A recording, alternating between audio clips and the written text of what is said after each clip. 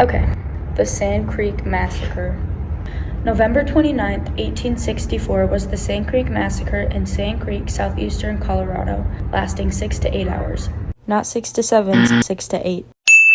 First, the U.S. made it rain bullets, causing the tribes to scatter in panic. Then they came in and took their horses to prevent an easy escape. After this, they went around and killed them and burnt everything down so that if there were any survivors, they would have nothing left. The tribes were confused and did not expect this. This massacre was between the U.S. Army that consisted of 700 volunteer soldiers led by Colonel John Chivington and 2 Native American tribes, which were the Cheyenne and Arapaho tribes. The peaceful Sand Creek camp of over 500 people was invaded and about 230 were killed, primarily women, children, and elders. Chivington lost 24 killed and 52 wounded. The survivors fled north and hoped to find help from other Native American tribes. They attacked because they wanted control over the natives and their land and resources. The natives believed they were safe under the U.S. protection and were seeking peace, but they were wrong. They came to sign a peace treaty, but then got attacked. They did not expect it, so they were not prepared.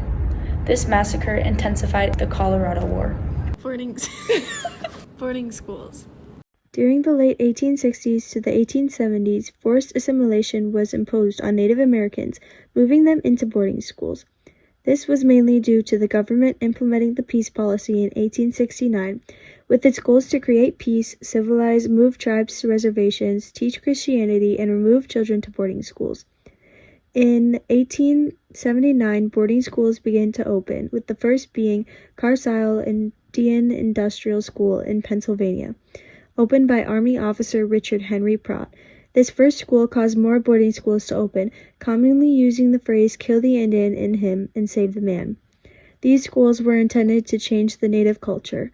While at the school, children were forced to cut their hair, traditional clothing was taken, changed their names, banned from speaking their native languages, and controlled daily life, including forced labor.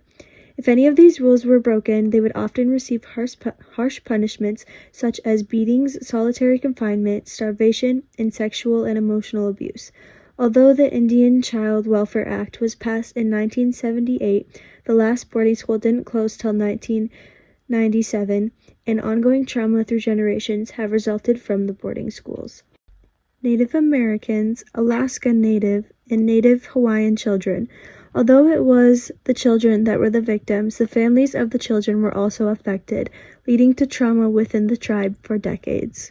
What actions did the U.S. government take for the Sand Creek Massacre? The U.S. government ordered the attack, but also later had official investigations and condemnations.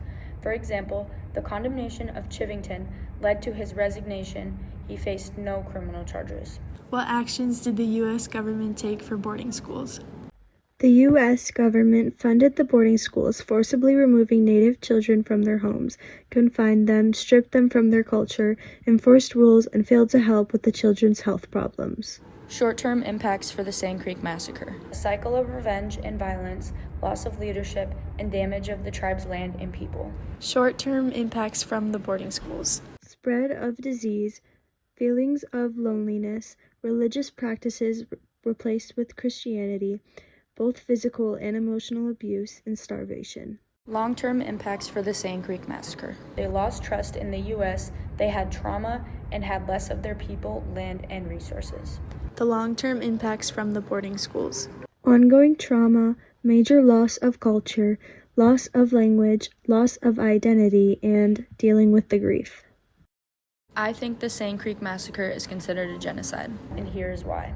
First of all, there were perpetrators, the U.S. soldiers, and victims, the Cheyenne and Arapaho tribes. About 230 of them were killed.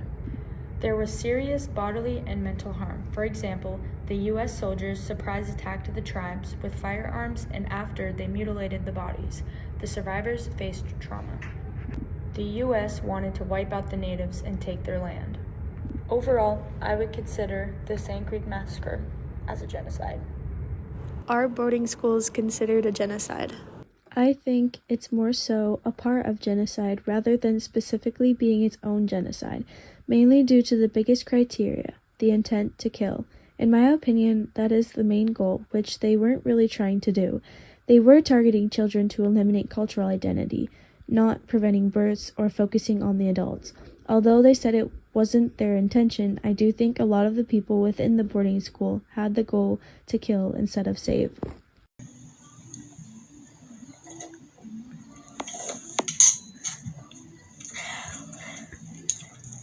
Stop, Mylee.